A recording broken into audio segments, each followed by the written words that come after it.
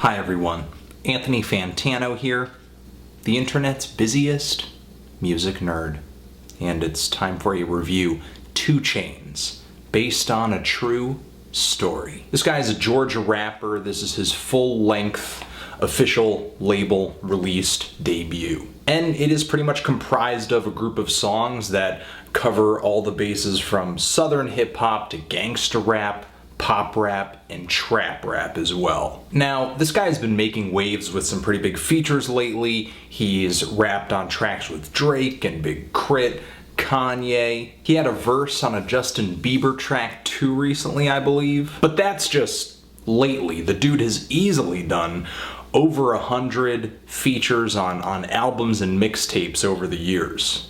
2 Chainz has essentially made it by being everywhere, just kind of saturating the southern market with his verses. He also has a good ear for just very trunk-knocking beats and a knack for rapping kind of earworm hooks. A dude with those qualities is gonna make money, and a label like Def Jam and an artist like Kanye, of course, is gonna see him and just see dollar signs. So that is pretty much all I had for the backdrop on this guy.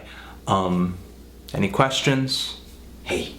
Any questions? Oh, right here. Over here. Cal. Yes. Why is his name 2 Chainz? He doesn't have 3? No, I'm sure he has more than 2 Chainz. From what I understand, he had to kind of change his name from something else. Oh, so his name was 1 Chain? No, the name was, Titty Boy. That's a bad name. 2 Chainz. Overall, based on a true story, you're pretty much not going to get anything you're not already familiar with if you have listened to a few popular hip-hop albums of the southern style. And I don't really see how 2 Chainz is doing it all that differently, or how his approach is unique. A guy like Rick Ross definitely has the more glamorous side of things covered. Gucci Mane and Waka Flocka can do the dirty trap thing much more authentically. If I have to kind of pigeonhole 2 Chainz into anything, he just kind of puts out a lot of Lil Wayne quality punchlines and narcissistic anecdotes with a much less distinct voice. He knows that his verses are dumber than rocks. And I feel like he knows that because he never really tries to make anything he says all too meaningful or deep or emotional, which can really ruin an album if you actually don't have anything significant to say. Now, I do think hip-hop of this style and 2 Chainz in general can be entertaining, especially with his ridiculous delivery, the occasional stumble in his flow, or just sound effect with his mouth. And of course, his punchlines, which can be so bad and so corny sometimes that it becomes hilarious. What 2 Chainz does lyrically on this album is pretty basic. It's pretty shallow. I mean, if you're listening to this thing and really analyzing his lyrics and pulling them apart for deeper meanings, you really got to reassess some priorities. Because this is nothing more than hip-hop that is more about the beat than it is the MC. It's more about the repetitious hook than it is about a real statement. It's more about the short-sighted lyrical jabs than it is about anything long-term or quotable. And as long as we're talking quotes, I've quoted some of what I think are the worst lines on this album down there in the D-box. So yeah, I know that being ultra-lyrical isn't the point of a 2 Chainz album. I get the joke. My problem is that the joke gets old. It gets so old so fast, 2 Chainz could easily be swapped out with any number of rappers that are spitting about the same kind of crap.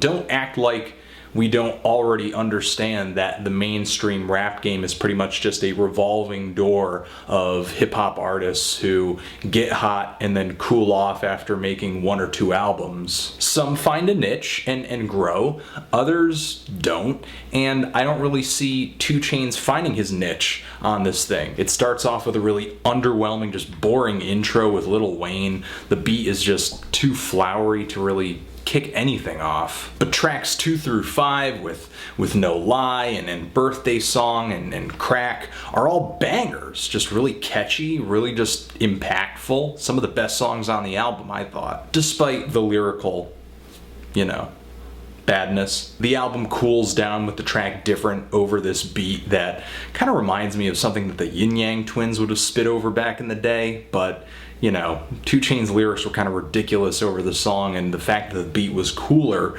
made me actually focus on them, and that was a no-no. After that comes a slow jam, then I Love Them Strippers with Nicki Minaj on a verse, and miraculously, despite the hook and the title of the song, the track is not really even about strippers. And Nicki Minaj's verse on that track, terrible. I don't know what's worse. Not getting the little engine that could reference at the end of her verse, getting it and actually thinking it's clever, or Nicki Minaj clarifying it after the song was over as if it was so important that it needed to be said again. There's a nice soulful instrumental that comes on the track Stop Me Now that I liked a lot, and after that comes another banger with Money Machine. But the thing is, as this LP draws on, all the better tracks are those bangers, those tracks with a southern and more trap oriented style to the instrumental, and it gets kind of old, just like the joke. I get kind of weary of hearing all these rattling hi-hats, these punchy snares, and these chords and arpeggios that switch back and forth between chromatic intervals throughout the track. I said chromatic intervals. It gets older than dirt. And the thing is, if you're at all familiar with 2 Chainz's career, I think it's going to get pretty annoying hearing him trying to put out one track after another that essentially is making an attempt to recreate the success that he had last year with the track Spend It. I'm feeling a light to decent 4 on this thing. I understand and am completely accepting of the fact that this album is very popular. It's very hot right now, but it's got no longevity to it. If you've listened to this, what do you think? Do you love it? Do you hate it? Why? What should I review next? Remember, the good comment, the great rate, the strong subscribe. No matter how much you hate that line, I'm going to say it. And 2 Chainz, based on a true story. Anthony Fantano, forever.